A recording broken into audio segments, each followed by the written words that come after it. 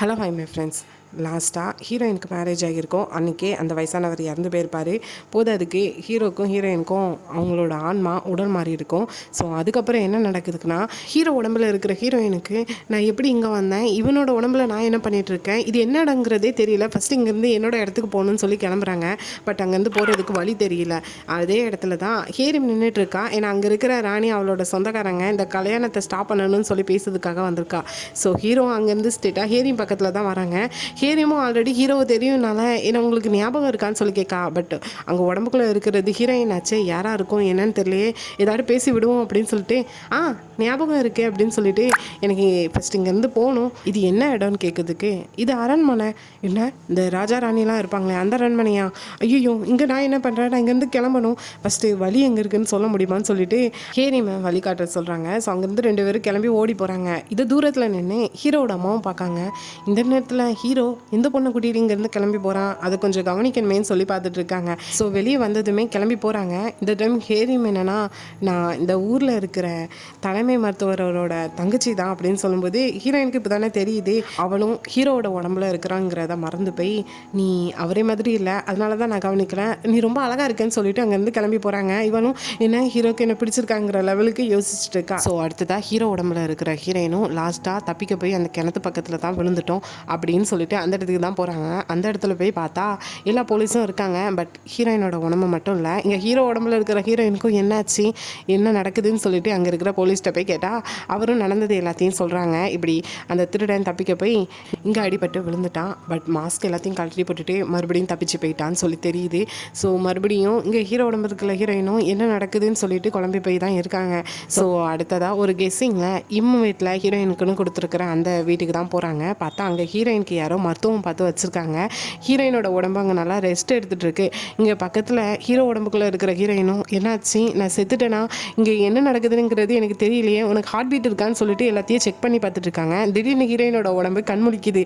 அப்பாடியா, அப்போ என்னோட உடம்பு உயிரோடு தான் இருக்குது அப்படின்னு சொல்லிட்டு ஹீரோயின் பெருமிச்சு விட்டா. அங்கே ஹீரோயின் உடம்புக்குள்ளே இருக்கிற ஹீரோவும், ஓ இவ்வளோ நேரம் நடந்தது எல்லாமே கனவா, இப்போ நான் நல்லாவே தெரியுறேனேன்னு சொல்கிறாங்க. இந்நேரத்துக்கு நீ உன் உடம்புக்குள்ளே இருந்திருந்தா உன் கண்ணுக்கு உன்னோட உடம்பு தெரியாதுன்னு சொல்லவும், அப்போ தான் இங்கே ஹீரோவும் ரியலைஸ் பண்ணுறாங்க ஹீரோயினோட உடம்புக்குள்ளே இருக்கும்னு சொல்லிட்டு. அப்படியே இங்கே ஹீரோயினோட உடம்பை காப்பாற்றி கொண்டு வந்தது யாருன்னு பார்த்தோன்னா, ஹீரோயினுக்கு நல்லா தெரிஞ்ச அதே அடிமையினத்தை சேர்ந்தவங்க தான். அந்த பக்கமாக நடந்து போயிட்டு இருக்கும்போது ஹீரோயின் மயக்க நிலைமையில காப்பாற்றுங்கன்னு சொல்லி போய் கேட்டிருக்காங்க. அவங்களும், ஓ இந்த மேரேஜில் அவளுக்கு இஷ்டம் இல்லை, அவரும் இறந்து போயிட்டாங்க, ஸோ இந்த வாழ்க்கையை வாழ வேணான்னு சொல்லி தப்பிச்சு போய் தான் அவளுக்கு அடிபட்டுட்டு போலன்னு சொல்லிட்டு ஹீரோயினுக்கு மருத்துவம்லாம் பார்த்து வச்சுருக்காங்க. ஸோ அப்படியே விடியுது. இப்போ என்னென்னா ஹீரோயின் இப்போது அந்த ஃபியூனரலுக்கு போட வேண்டிய ட்ரெஸ் போட்டிருக்காங்க. ஏன்னா அந்த வயசானவர் இறந்ததுக்காக. இதை புரியாத ஹீரோயின் உடம்புக்குள்ளே இருக்கிற ஹீரோவும் இங்கே ஹீரோவை பார்த்துட்டு, அம்மா இப்போ நான் எதுக்கு இந்த மாதிரி ட்ரெஸ் போட்டிருக்கேன், இந்த ஃபேமிலியில் யாராவது இறந்துட்டாங்களா என்ன அப்படின்னு சொல்லி கேட்கும்போதே இங்கே ஹீரோ உடம்புக்குள்ளே இருக்கிற ஹீரோயினும் தான் வயசானவரை தான் கல்யாணம் பண்ணதாக இருந்துச்சு, அவரும் இறந்துட்டாங்கிறத சொல்ல வராங்க. பட் அதுக்குள்ளே இம்மோட 2வது பையன் வரான்னு சொல்லிட்டு போய் ஒளிஞ்சிக்கிட்டாங்க.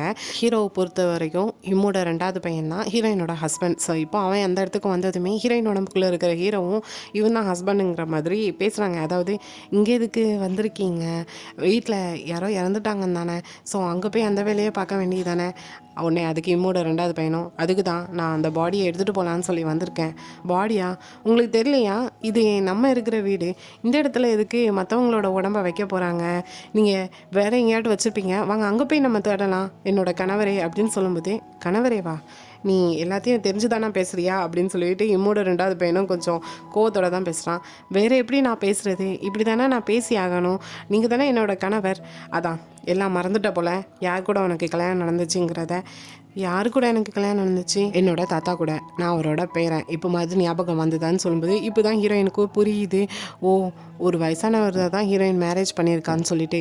ஸோ உன்னோட தாத்தானா கண்டிப்பாக அவருக்கு 60-70 வயசு இருக்கும் தானேன்னு சொல்லும்போது, ஏன் அதெல்லாம் தெரியாமல் தான் நீ மேரேஜ் பண்ண போனியா என்ன அப்படின்னு சொல்லி கோவத்தோடு பேசும்போது, ஓ அப்படியா, என்னை ஃபஸ்ட்டு மன்னிச்சிடு, நான் அவர் இறந்ததுனால ஏதோ தப்பாக அவன்கிட்ட பேசிட்டேன், இப்போ எனக்கு எல்லாமே ஞாபகம் வந்துட்டு, முக்கியமாக நான் உன்னை என் கணவர்னு சொன்னதை மறந்துடு ஃபஸ்ட்டு இங்கேருந்து போன்னு சொல்லிட்டு இவங்கள்ட்ட 2வது பையனை அனுப்பி வைக்காங்க. அடுத்ததான் என்ன, இந்த உண்மையெல்லாம் தெரிஞ்சுக்கிட்ட ஹீரோவும் ஹீரோயினை தனியாக கூட்டிகிட்டு வந்து திட்டத்தான் செய்கிறாங்க. ஸோ அந்த இடத்துல ஹீரோ உடம்புக்குள்ளே இருக்கிற ஹீரோயினும் எல்லா உண்மையும் சொல்கிறாங்க. நான் மேரேஜ் பண்ணுறதா இருந்தேன், ஆனால் அன்றைக்கி அவர் இறந்து போயிட்டார். இனி என் லைஃப் எந்த ஒரு பிரச்சனையும் இல்லாமல் நல்லா தான் இருக்கும். நான் மேரேஜ் பண்ணியிருக்கிறது ஒரு பெரிய குடும்பத்தை சேர்ந்தவங்க தான், கிட்டத்தட்ட ராயல் ஃபேமிலியை சேர்ந்தவங்க தான் சொல்லும்போது இதெல்லாம் கேட்டுட்டு இருந்த ஹீரோயின் உடம்புக்குள்ளே இருக்கிற ஹீரோக்கும் கோவம் தான் வருது. உன்னை நான் என்னெல்லாம் சொல்லி திட்டணுங்கிறது எனக்கு தெரியல. ஃபஸ்ட்டு என்னோட உடம்புக்குள்ளே நான் போகணும், அது போனால் மட்டும் போதும். அதுக்கப்புறம் உனக்கும் எனக்கும் எந்த ஒரு தொடர்பும் இருக்காதுன்னு சொல்லி இங்கே ஹீரோயினை திட்டிட்டு தான் இருக்காங்க. ஃபஸ்ட்டு 2 பேர் உடம்புக்குள்ளே போகிறதுக்கு என்ன வழினுங்கிற யோசிக்கிற போது ஏதாட்டு ஷாமன்கிட்ட போய் கேட்போம்னு சொல்லிட்டு அவங்க முன்னாடி தான் வந்திருக்காங்க. அவங்களும் ஏதோ சாமி மாதிரி ஆடிக்கிட்டு கணக்கு சொல்கிறேன்னு சொல்லிட்டு ஃபஸ்ட்டு ஹீரோவோட உடம்பை பார்த்துட்டு உன்னோட உடம்புக்குள்ளே ஒரு கன்னி பெண் இருக்கா அப்படின்னு சொல்கிறாங்க. இங்கே ஹீரோயின் உடம்புக்குள்ளே இருக்கிற ஹீரோக்கும் என்ன இந்த பொம்பளை உண்மையை தான் சொல்லுதான்னு சொல்லிட்டு ஆச்சரியத்தோடு பார்க்கும்போது அப்படியே உடனே ஹீரோவை பார்த்துட்டு அண்ணா நீ அந்த அளவுக்கு ரொம்ப நல்லவன் கிடையாதுங்கிற மாதிரி கேரக்டரை பற்றி பேசும்போது ஹீரோயின் உடம்புக்குள்ளே இருக்கிற ஹீரோவும் இதான் எல்லாமே ஃபேக்கேவா, இந்த இடத்துலேருந்து போகலான்னு சொல்லிட்டு ஹீரோயின் அந்த இடத்துலேருந்து கூட்டிகிட்டு போயிருந்தாங்க. ஸோ அடுத்ததாக தனியாக ஒரு காட்டுக்குள்ளே நின்றுக்கிட்டு நம்ம 2 பேரும் உடம்பை மாறணும்னா இப்படி தான் இருக்கணும்னு சொல்லிட்டு 2 பேரும் கையும் பிடிச்சிட்டு நிற்காங்க. ஸோ அப்போ மாறலாம் உடனே 2 பேரும் ஹக் பண்ணிக்கிறாங்க. அந்த டைம் என்னென்னா ஹீரோ உடம்புக்குள்ளே இருக்கிற ஹீரோயினோட ஹார்ட்டு ரொம்ப ஃபாஸ்ட்டாக பீட் ஆகுது. இதை கேட்குற ஹீரோயினுக்கும் இப்போது என் உடம்பை நானே ஹக் பண்ணிட்டு இருக்கிறதுனால இந்தளவுக்கு என்னோட ஹார்ட் பீட் ஆகுறான்னு சொல்லிட்டு சந்தேகப்படுறாங்க. உடனே ஹீரோவும் ஹீரோயினை தள்ளி விட்டுருந்தாங்க. ஸோ அடுத்ததான் நைட் டைம் தானே நம்மளோட ஆன்மா உடல் மாறிச்சு. ஸோ அதே மாதிரி இன்றைக்கி நைட் நடக்க வாய்ப்பு இருக்குது, அது வரைக்கும் வெயிட் பண்ணுவோன்னு சொல்லிட்டு வெயிட் பண்ணி பார்க்காங்க. அப்பவும் ஒன்றும் ஆகலை. ஸோ அந்த டைம் தான் இப்போது ஹீரோவை தேடி அசாசியன் வரான். ஸோ அங்கே தான் ஹீரோ உடம்புக்குள்ளே இருக்கிறது ஹீரோயின் ஆச்சு. ஸோ வந்ததுமே நான் உங்களை எங்கெல்லாம் தேடுறது, என்ன தான் பண்ணிகிட்ருக்கேன், உங்களை பார்க்கவே முடியல, ஃபஸ்ட்டு வாங்க அரண்மனையில் நான் உங்களை ராஜமாதா பார்க்கணுன்னு சொல்கிறாங்கன்னு சொல்கிறாங்க. இதை கேட்குற ஹீரோயினுக்கு பெரிய ஷாக். ஏன்னா எதுக்கு அரண்மனையில் இருக்கிற ராஜமாதா இப்படி இருக்கிற ஹீரோவை பார்க்கணுன்னு கேட்காங்கிறது. ஸோ இதெல்லாம் தெரியாத ஹீரோயின் முழிச்சிட்டு இருக்கும்போதே அசாசியனை போக சொல்லிவிட்டு இப்போ தனியாக ஹீரோயினை கூப்பிட்டு வந்து ஹீரோயின் உடம்புக்குள்ளே இருக்கிற ஹீரோவும் இந்த நாட்டோட இளவரசர் நீ தான் அப்படின்னு சொல்கிறாங்க. இதை கேட்குற ஹீரோயினுக்கு பெரிய ஷாக்கு. என்னது, இந்த இறந்து போனாரே அரசர், அவரோட 2வது பையனும் இப்போ இருக்கிற அரசருக்கு தம்பின்னு இருக்காங்களே அந்த இளவரசரானா, அதாவது நீங்கள் அப்படின்னு சொல்லி கேட்கும்போது ஹீரோயின் உடம்புக்குள்ளே இருக்கிற ஹீரோவும் ஆமான்னு சொல்கிறாங்க. ஸோ இப்போ ஹீரோயின் என்னென்னா இப்போ அரண்மனையில் போய் எப்படி நான் ஹீரோவோட அம்மாவை போய் பார்ப்பேன், அங்கே இருக்கிறவங்களெல்லாம் நான் எப்படி ஃபேஸ் பண்ணுவேன், இதெல்லாம் நினச்சாலே எனக்கு பயமாக இருக்குது, என்னால் எதுவுமே பண்ண முடியாதுன்னு சொல்லி புலம்ப ஆரம்பிக்காங்க. கூட ஹீரோயின் உடம்புக்குள்ளே இருக்கிற ஹீரோவும் அதை நினச்சி பயப்படாத, நான் உன் கூட இருக்கேன்னு சொல்லிட்டு நெக்ஸ்ட் டேவே ஹீரோ அரண்மனைக்கு போகிறாங்க. பின்னாடியே ஹீரோயின் உடம்புக்குள்ளே இருக்கிற ஹீரோ என்னென்னா அந்த அரண்மனையோட கோட் லேடி மாதிரி போயிட்டு இருக்காங்க. ஹீரோ எதுவும் தப்பு பண்ணிடக்கூடாது, கூடவே இருந்து பார்த்துக்கணும்னு சொல்லிட்டு. ஆனால் வீட்டில் என்னென்னா அம்மா வீட்டுக்கு போயிருக்கேன்னு சொல்லிட்டு அங்கே இருக்கிற வேலையாட்கிட்ட சொல்லிட்டு வந்திருக்காங்க. ஸோ இப்போ இளவரசரோட அம்மாவை பார்த்ததுமே ஹீரோ உடம்புக்குள்ளே இருக்கிற ஹீரோயினுக்கு பயமாக தான் இருக்குது. அவங்களும் வந்ததுமே 2 நாளாக உன்னை பார்க்கவே இல்லை, எங்கே போனேன் அப்படின்னு சொல்லி கேட்குறதுக்கு உள்ளுக்குள்ளே இருக்கிறத ஹீரோயின் ஆச்சு. ஸோ ஒரு பொண்ணு மாதிரி பேசுகிறாங்க. பின்னாடி இருக்கிற ஹீரோ தான் ஒழுங்காக நிமிர்ந்து தைரியமாக பேசுன்னு சொல்லிட்டு சைகை காட்டுறாங்க. அதுக்கேற்றால ஹீரோயினும் பேசி முடிக்காங்க. ஒரு வழியாக இங்கே அவங்க அம்மாவையும் சமாளித்து முடிச்சிருந்தாங்க. ஸோ அடுத்ததாக வேறு வழி இல்லை, 2 நாளாக வெளியே இருந்துட்டு மறுபடியும் வெளியே போனால் யாருக்காட்டும் சந்தேகம் வரும்னு சொல்லிட்டு அரண்மனையிலேயே இருக்காங்க. அங்கே கூட ஹீரோ ஹீரோயினும் ஒன்றா தான் இருக்காங்க ஒரே அறையில். சுற்றி இருக்கிறவங்களுக்கு தான் அம்மா புதுசாக வந்திருக்கிற அந்த பொண்ணு யார், ஏன் இளவரசர் கூடயே இருந்துட்டு இருக்கான்னு சொல்லிட்டு சுற்றி இருக்கிற கோட் லேடிலாம் டவுட்டாக பார்த்துட்டு இருக்காங்க. ஆனால் உள்ள 2 பேர் என்னென்னா ஒருத்தருக்கு ஒருத்தர் பற்றி எதுவுமே தெரியாது. ஏன்னா இனி ஹீரோயின் ஹீரோட உடம்புல இருந்துக்கிட்டு அரண்மனையில் இருக்கணும், பதிலுக்கு ஹீரோவும் ஹீரோயினோட உடம்புல இருந்துக்கிட்டு அந்த இம்மோட ஃபேமிலியில் இருக்கணும். ஸோ அதனால் சுற்றி இருக்கிறவங்கள பற்றி ஒரு புக்கில் தான் எழுதுகிறாங்க. ஸோ மாற்றி எழுதி கொடுத்துக்கிறாங்க. ஸோ இதுக்கப்புறம் அசாசியன் தான் ஹீரோயினை கொண்டு வந்து வீட்டுக்கு கூட வராங்க, அதாவது ஹீரோயின் உடம்புக்குள்ளே இருக்கிற ஹீரோவை.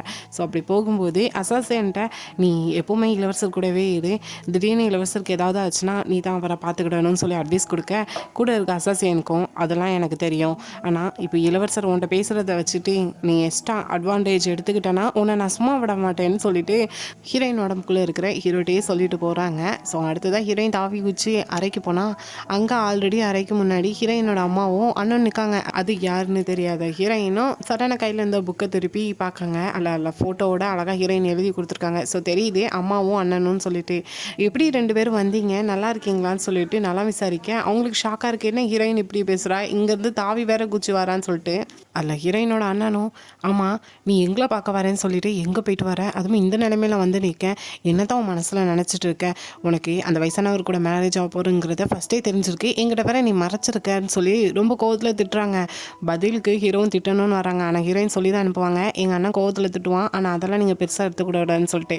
ஸோ அதனால் ஹீரோயின் உடம்புக்குள்ளே இருக்கிற ஹீரோவும் அமைதியாகிருந்தாங்க. நல்ல ஒரு பெரிய இடத்துல காம்பெயினாக ஆகி நல்லா வாழணும் தானே ஆசைப்பட்டு நீ இதெல்லாம் பண்ணியிருக்க, உன்னை நினச்சி கவலைப்படுறதே வேஸ்ட்டுன்னு சொல்லிட்டு திடி விட்டுட்டு கிளம்பியிருந்தாங்க. ஆனால் ஹீரோயினோட அம்மா தான் ஹீரோயினை கூப்பிட்டு வச்சு கொஞ்சம் கவலையில் பேசிகிட்டு இருக்காங்க. உன்னோட வாழ்க்கை இப்படி ஆனதுக்கு நானும் ஒரு காரணம் தான் சொல்லிட்டு. ஸோ அப்படியே இன்னொரு பக்கம் இங்கே சிறையில் இருந்த தலைமை செயலாளர் இறந்து போயிட்டாங்க. அதுக்கு காரணம் யாருன்னு பார்த்தா தான். ஏன்னா அவர் லாஸ்ட் டைமே உன்னை பற்றி உண்மைனா நான் அரசிட்ட சொன்னால் என்ன ஆகுன்னு சொல்லி மிரட்டுறதுனால அவரை குத்தி கொண்டுட்டாங்க. ஸோ அதுக்கு பதிலாக தான் அவர் இறந்ததுக்கு காரணம் கில்டோங் அந்த திருடன்னு சொல்லிட்டு தேவையில்லாமல் பழியை தூக்கி போட்டிருப்பாங்க. அதை தான் இப்போது இம்மோட மூத பையன் அவன் மேலே நாங்கள் பழியை தூக்கி போட்டுட்டோம், எந்த பிரச்சனையும் கிடையாதுன்னு சொல்லிட்டு இருக்கான். அப்படியே அரண்மனையில் இப்போது ஹீரோ உடம்புல இருக்கிற ஹீரோயின் என்னென்னா, ஆல்ரெடி ஹீரோ ஒரு மேப் மாதிரி போட்டு கொடுத்துருப்பாங்க, இந்த பக்கம் நீ போகணும், இந்த பக்கம் போகக்கூடாதுன்னு சொல்லிட்டு. ஸோ அப்படி போகிற வழியில் தான் அரசரோட அரண்மனையும் இருக்குது. ஸோ அந்த வழியாக கிராஸ் ஆகும்போது ஒரு விதமான புகையோட ஸ்மெல் வருது. ஸோ அதை ஸ்மெல் பண்ணுற ஹீரோயினுக்கு நல்லாவே தெரியுது ஏதோ தப்பாக இருக்குன்னு சொல்லிட்டு. ஸோ அந்த அரண்மனை பக்கமாக போகிறாங்க. அங்கே வருத கோட்லேடியும் கூப்பிட்டு விசாரிக்காங்க. அரசரோட அறையில் எதுவும் பற்ற வைக்கிங்களா, அதில் உள்ள புகையினால ஏதாட்டு வர்றது வாய்ப்பு இருக்குது, அரசோட ஸ்கின் எதுவும் பிரச்சனையில் இருக்கா அப்படின்னு சொல்லி விசாரிக்கும்போது பின்னாடி கரெக்டாக அரசரே வந்து நின்றுதாங்க. ஸோ அரசரே கூப்பிட்டு வச்சு, எதுக்கு இப்போ என்னோட அரண்மனையில் வந்துக்கிட்டு என்னை பற்றி விசாரிச்சுட்டு இருக்க, எதுக்கு இதெல்லாம் பண்ணிகிட்ருக்க, பின்னாடி எதுவும் வேலை பண்ணுறியான்னு சொல்லி கோவத்தோடு கேட்கும்போது பதிலுக்கு இங்கே ஹீரோ உடம்புல இருக்கிற ஹீரோயினும், இல்லை நான் அந்த மாதிரி எண்ணத்துலலாம் வரல, நீங்கள் இப்போ பற்ற வச்சுட்டு ஸ்மெல் பண்ணிகிட்ருக்கீங்களே இந்த பற்றி, இதனால உங்களுக்கு பிரச்சனை வர்றதுக்கு வாய்ப்பு இருக்குது, உங்கள் ஸ்கின்னெல்லாம் ஏதாட்டு நோய் வர்றதுக்கு வாய்ப்பு இருக்குது, ஃபஸ்ட்டு இந்த புகையெல்லாம் நம்ம வெளியே போக வைக்கணும்னு சொல்லிட்டு எல்லா ஜன்னலையும் திறந்து வைக்காங்க. இதை கவனிக்கிற அரசருக்கு கொஞ்சம் ஆச்சரியமாக தான் இருக்குது. இதெல்லாம் பண்ணி நீ என்ன சாதிக்கலாம்னு நினச்சிட்டு இருக்க, இதுக்கு பின்னாடி எதுவும் பண்ண போறியா என்னன்னு சொல்லிட்டு எதுவும் நம்பிக்கை இல்லாமல் தான் கேட்காங்க. ஸோ ஹீரோ உடம்புக்குள்ளே இருக்கிற ஹீரோயினும், இல்லை இந்த மூலிகையில் ஏதோ தப்பாக இருக்குது, இதனால உங்களுக்கு எதுவும் நடக்கிறதுக்கு வாய்ப்பு இருக்குது, அதனால தான் நான் இப்படிலாம் பண்ணேங்கிறத சொல்கிறாங்க. ஸோ இப்படி சொல்கிறத கேட்குற அரசருக்கும் கொஞ்சம் நம்பிக்கலான்னு தோணுது. ஸோ அன்றைக்கி நைட்டு மட்டும் பற்ற வைக்காம தான் தூங்குறாங்க. ஸோ அப்படியே இன்னொரு பக்கம் தலைமை செயலாளர் இறந்ததுக்கு காரணம் கில்டோங்னு சொல்லிட்டு ஒரு பிளான் போட்டு அந்த பழியை அந்த திருட மேலே போட்டாச்சு. ஸோ உண்மையான கில்டோங் ஏதாட்டு பண்ணி உண்மை வெளியே தெரிய வந்துருமோன்னு சொல்லிட்டு இப்போ அவங்களே என்ன பிளான் போடுறாங்கன்னா, தலைமை செயலாளர் வீட்டில் யாருக்கும் தெரியாமல் மறைமுகமாக ஃபேக்கான ஒரு திருடனை வச்சு பார்க்குற மாதிரியும், அதை எதிர்ச்சியாக சுற்றி இருக்கிற போலீஸ்லாம் கவனிச்சுட்டு அவனை துரத்தும் போது தூரத்தில் நின்று இன்னொரு ஆள் என்னென்னா அந்த ஆளை அம்பு விட்டு கொன்று தான். ஸோ அவன் அங்கே இறந்து போய்ட்டான், அதாவது ஒரிஜினல் கில்டோங் வந்து இறந்து போயிட்டாங்கிற மாதிரி காட்டியிருந்தாங்க. ஸோ நெக்ஸ்ட் டே மார்னிங் இப்போ இறந்து போன அந்த வயசானவருக்கு ஃபியூனரல் முடியுது போல. ஸோ அன்றைக்கி பற்றி எல்லாருமே வந்திருக்காங்க. ஸோ அந்த இடத்துக்கு எதிர்பாராத விதமாக இப்போ அரசரோட காங் பெயின் அவளுமே வரா. இதை பார்க்குற ஹீரோயின் உடம்புக்குள்ளே இருக்கிற ஹீரோக்கு ஆச்சரியமாக இருக்குது, இந்த இடத்துக்கு இவங்க எதுக்கு வராங்கன்னு சொல்லிட்டு. ஸோ இந்த மாதிரி இடத்துக்கு எதுக்கு இந்த மாதிரி ட்ரெஸ் போட்டுட்டு வந்திருக்கேன்னு சொல்லி கேட்கும்போது அவளும் ஒரு முக்கியமான விஷயம், நேற்று என்னாச்சுன்னு தெரில, இளவரசர் அரசரோட அறையில் இருந்த பற்றியெல்லாம் எடுத்திருக்காங்க, என்ன உண்மை நடந்திருக்குங்கிறது தெரிஞ்சுட்டா என்னன்னு தெரியலன்னு சொல்லும்போது இது கொஞ்சம் தூரத்தில் நின்று கேட்டுட்டு தான் இருப்பாங்க ஹீரோயின் உடம்புக்குள்ளே இருக்கிற ஹீரோ. ஸோ அந்த இளவரசருங்கிற வார்த்தை மட்டும் கேட்டுட்டு, ஸோ அதுக்கப்புறம் அவங்க பேசினது எதுவுமே கேட்கல, என்னவா இருக்கும், எதை பற்றி பேசியிருப்பாங்க, இளவரசர்னு என் பேரை எதுக்கு சொன்னாங்கன்னு சொல்லி யோசிச்சுட்டே வந்துட்டு இருக்கும்போது அதுக்குள்ளே ஊருக்குள்ளே எல்லாருக்குமே தெரிய வந்துட்டு இப்படி அந்த திருடன் கில்டோங் இறந்துட்டான்னு சொல்லிட்டு. ஸோ இதை கேட்குற ஹீரோயினுக்கு பெரிய ஷாக்காக இருக்குது. ஸ்ட்ரெயிட்டாக போலீஸ் ஸ்டேஷனுக்கு தான் போகிறாங்க. அங்கே இருக்கிற அந்த உடலையும் போய் பார்க்காங்க.